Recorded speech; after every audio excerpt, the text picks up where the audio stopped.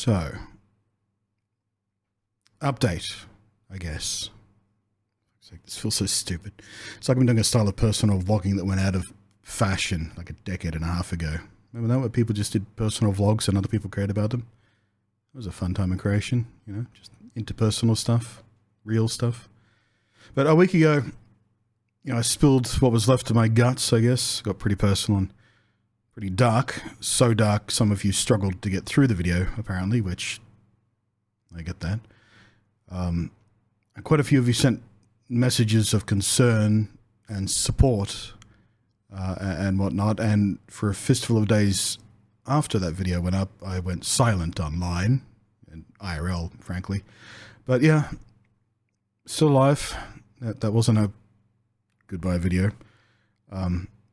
My personal feelings on still being alive at this point, at that state of matter, I remain ambivalent about that, functionally, at best. I crashed out pretty hard after that last video. It took a lot to record it and then put it up and then read what some of you were leaving as comments and stuff. So yeah, spent the rest of that day literally curled up in a corner, and every couple of hours I would check the comments. Next day, couldn't leave my mattress. Just crushed. Just felt like gravity was 8 times what it should be. The next few days after that were so difficult. But I tried so hard to try and move forward and find a plan for when I become homeless in a couple of weeks.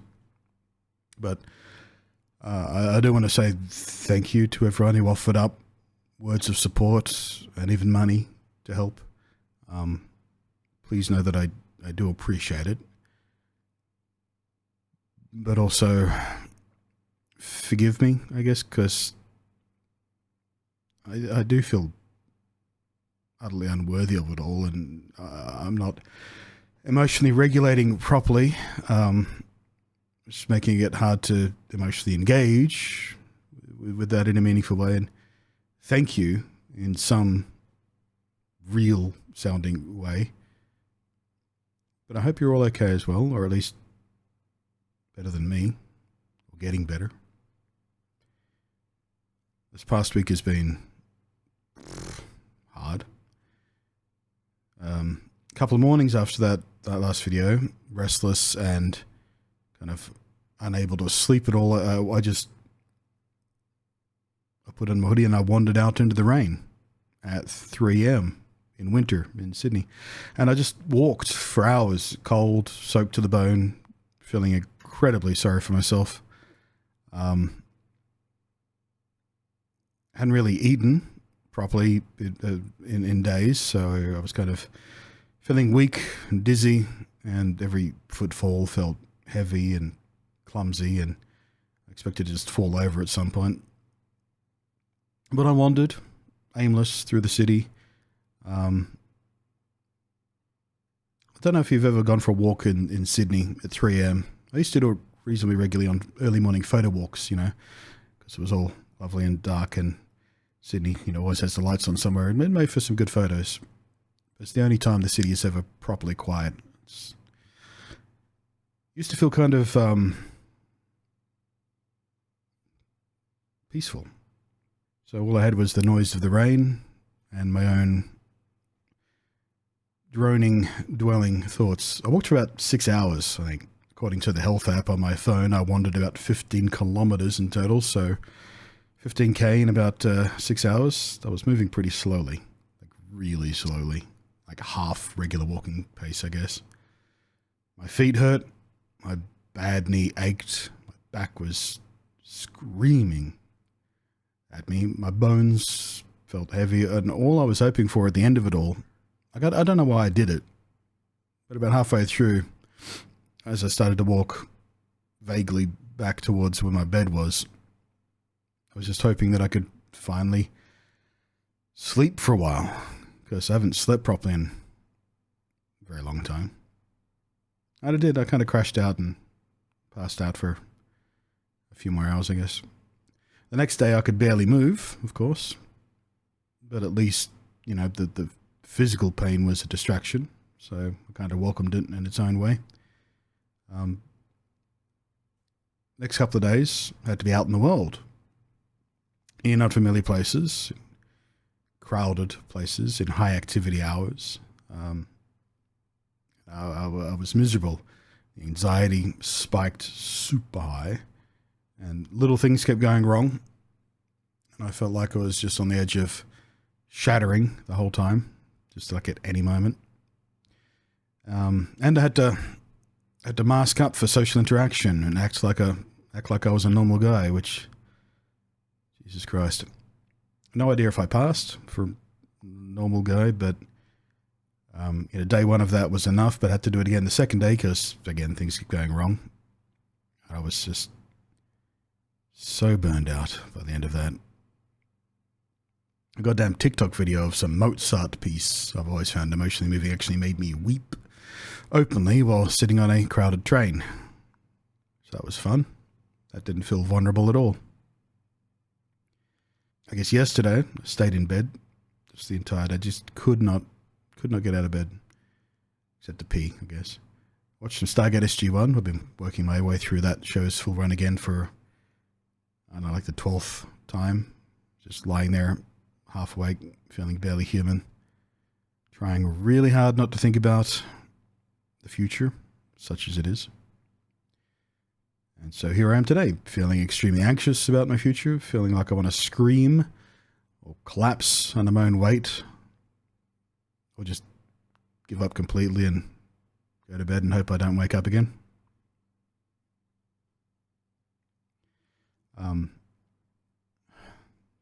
Look, on that last video, some people wanted to turn what I'm going through into a misery Olympics, saying that I had no right to, I guess, wallow when there's wars and genocides and that there's hungry kids in the world and all that sort of stuff. And you're right, of course.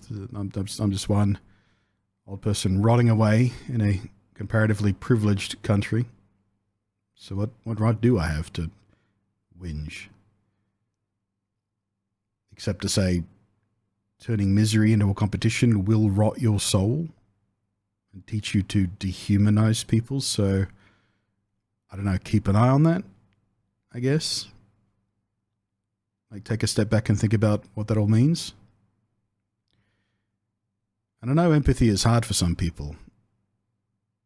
With our culture the way it is these days, what it teaches people about treating other people like, and how people with empathy get mocked and ridiculed,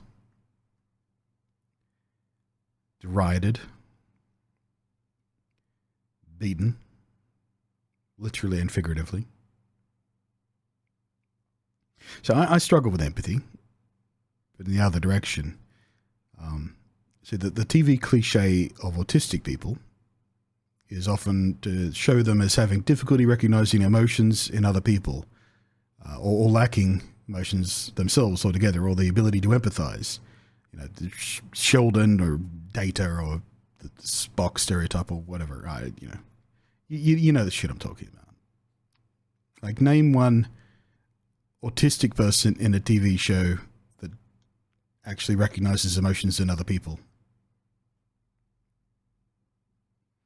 It's all, pure logic. They're robotic. Fun fact. Well, fun unless you live it, I guess. Some autistic people are the other way around. We feel everything way too strongly and are deeply influenced by other people's emotions. We're empathetic to the extreme.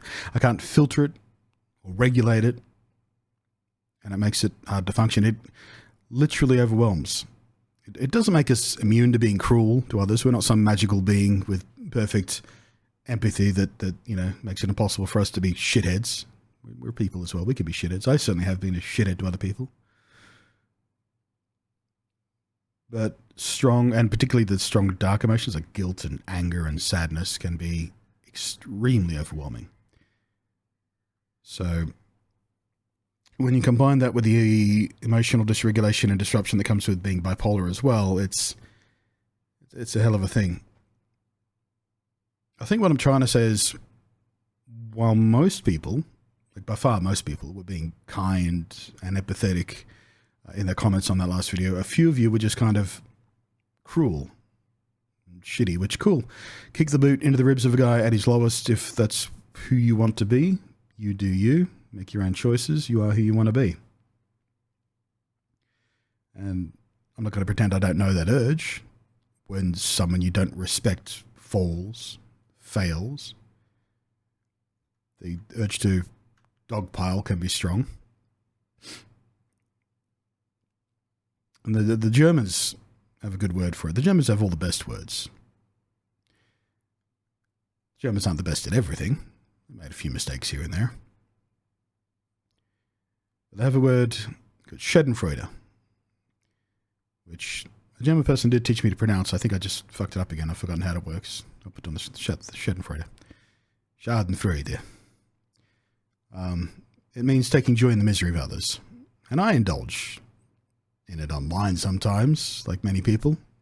It can be just a reactionary thing, part of the online culture that we all sort of fall into, trying to burn strangers in the funniest way possible to make some other people laugh at the expense of someone else. But I got a real life view of what that can do to someone. And I have a sense that I've tried real hard to be better than that. Don't always succeed, but I try and keep it in mind. So, I mean, just for the record, the tough love thing, I'm going to assume some of you were trying to do, so I don't have to think about how truly miserable and terrible some people let themselves be to other people.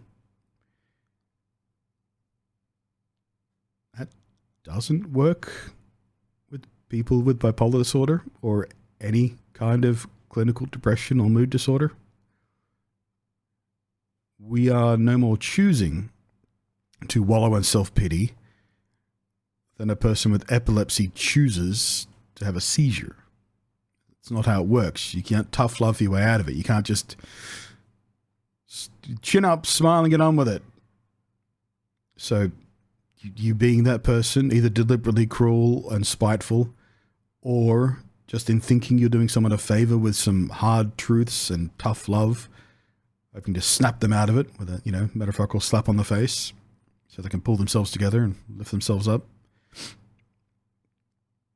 If you do that at just the wrong time, you could wind up with someone's blood on your hands.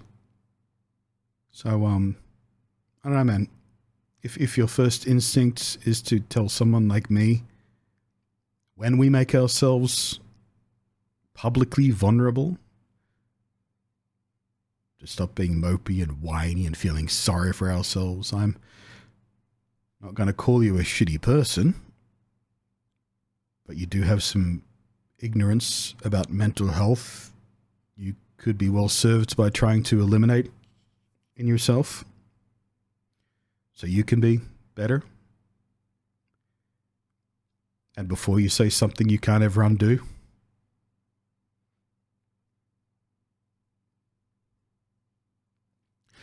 mental health these days, for all the awareness programs and, days and weeks or months we have to spread awareness, is still mocked just everywhere, all the time. It's still made the joke. It's still used to attack vulnerable people constantly. High-profile incidents happened over the last couple of weeks. You see that Pedro Pascal thing recently, doing the rounds on social media and meme sites and shit? With people trying to paint him as a sexual predator of some kind because one of his self-soothing stims for his anxiety disorder is physical contact from someone he trusts.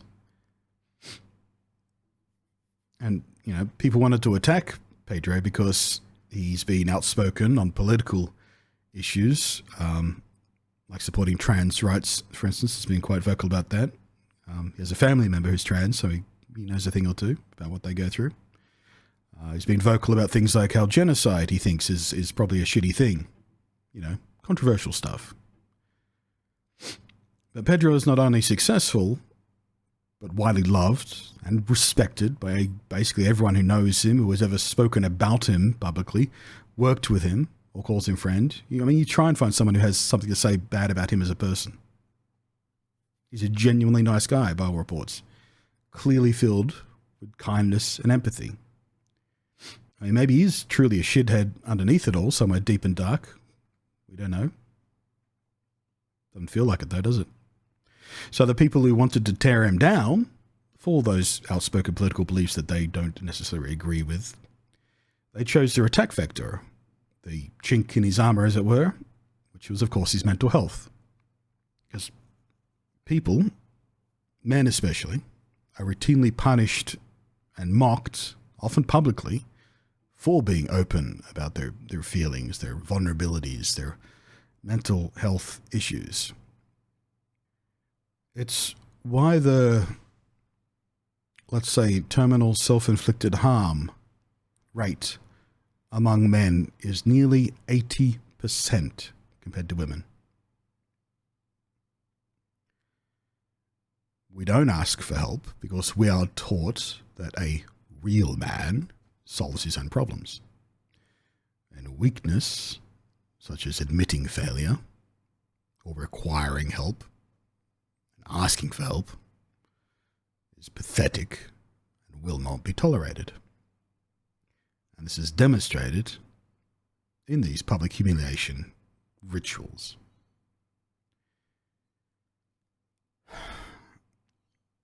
I have been struggling lately to find things to clutch onto for hope, to keep me going, to literally find something to get me through a day. And I mean that really literally at this point. Like this entire year I've been kind of lurching between one thing to the next.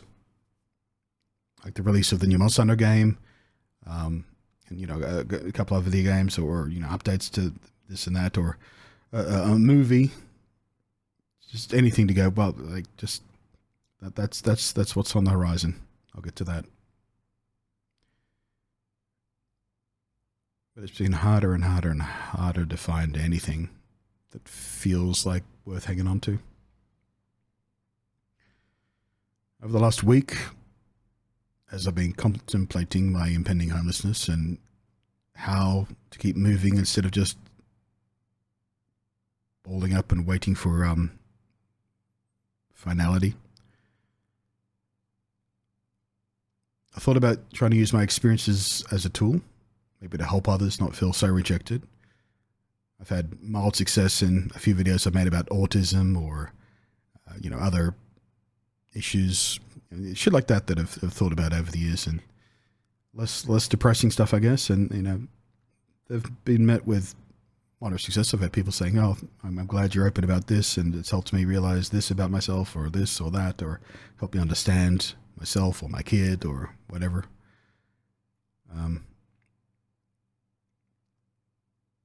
And I had a bunch of you leave comments on that last video trying to assure me that I'm not alone, and that somehow is supposed to help. It doesn't. And I'm sorry, I know you mean well. Your heart's absolutely in the right place, and I absolutely appreciate the intent of your message when you say, you're not alone, Blunty. Where were you? But I know I'm not alone. There are so many who suffer just like I do. I would be glad to be alone in this.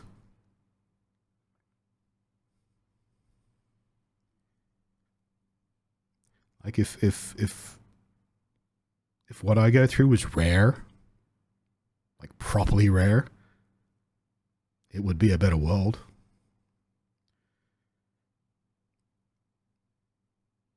But trying to pull from my fight with depression to educate or help in similar ways that I've done with some videos about autism, for example, or just to let someone else know they aren't the only ones fighting this or feeling like this, or feeling like they want to give up the fight.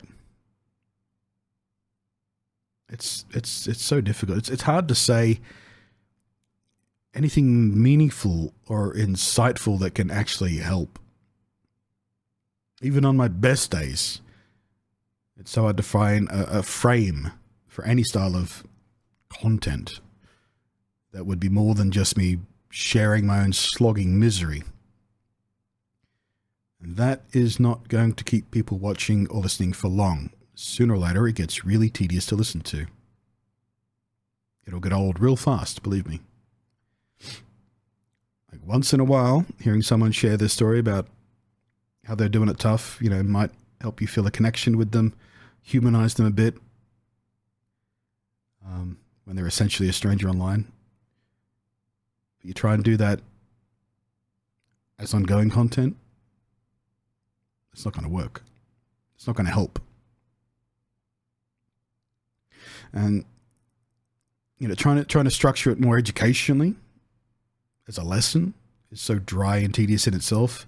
Almost no one who actually needs to hear that stuff will ever go looking for it in the first place, just to self-educate, just on their own recognizance.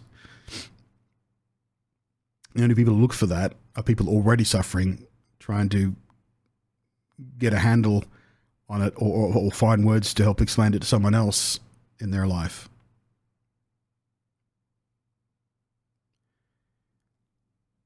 Because this shit is hard to hear. I probably lost a bunch of viewers already. I had people tell me on the last video that they couldn't watch all of it because they hit them too hard or whatever. And it's hard to relate to if you've never lived it. This isn't just how you feel if your pet dies.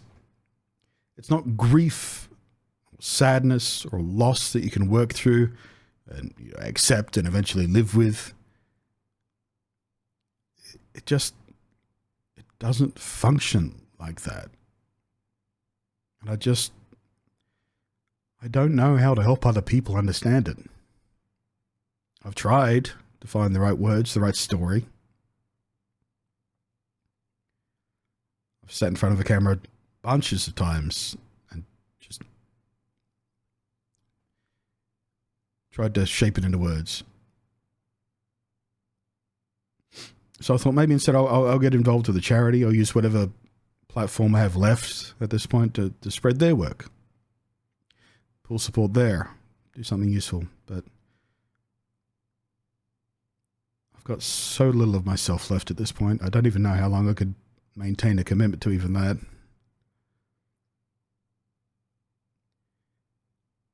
I had an idea for a book that I had about 10 years ago. Started off as just a photography book, a kind of study on the physical cracks and damage in our world that hardly anyone ever notices. And never did anything with that idea, of course.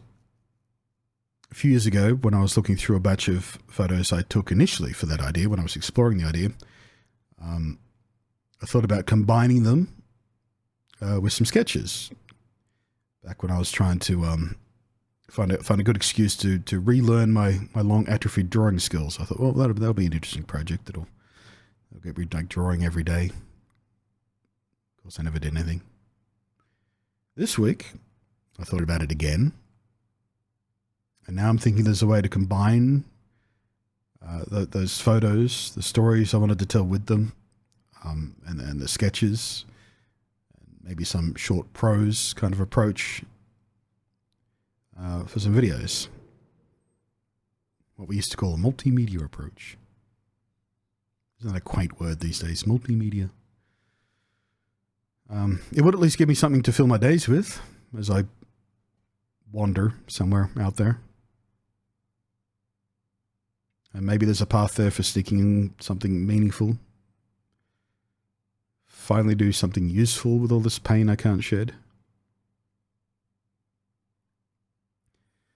But then motivation is so very, very hard when you live under the crushing weight of depression.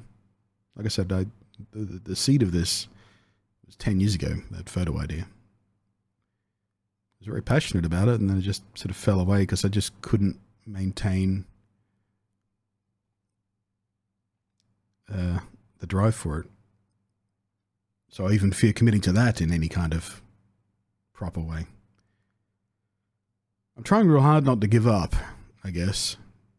Just really looking for something I can still do. with even fewer resources than I have now. Especially seeing this, how some of you went as far to give me some money in the hopes it would help me carry on. So I don't want to betray that hope. But also kind of fucking hate how saying it like that makes it feel like emotional blackmail, like you're paying me not to die.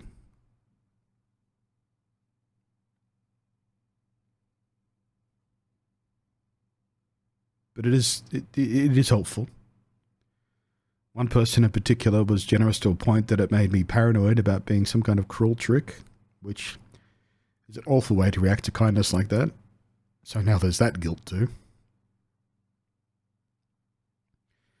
But trust is a thin and fragile thing. When you genuinely feel like you're worthless and at the end of being useful to anybody.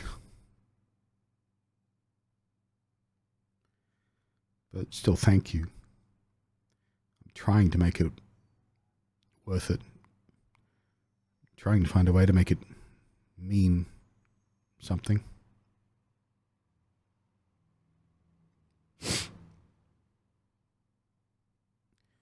And generally just trying not to fall apart. So, that's your update, I guess. I don't even know if I want to commit to even doing this much once a week. Just to remind you guys that I've not given up yet.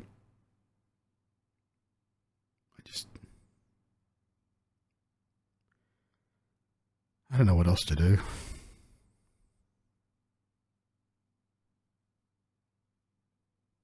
All right. Guess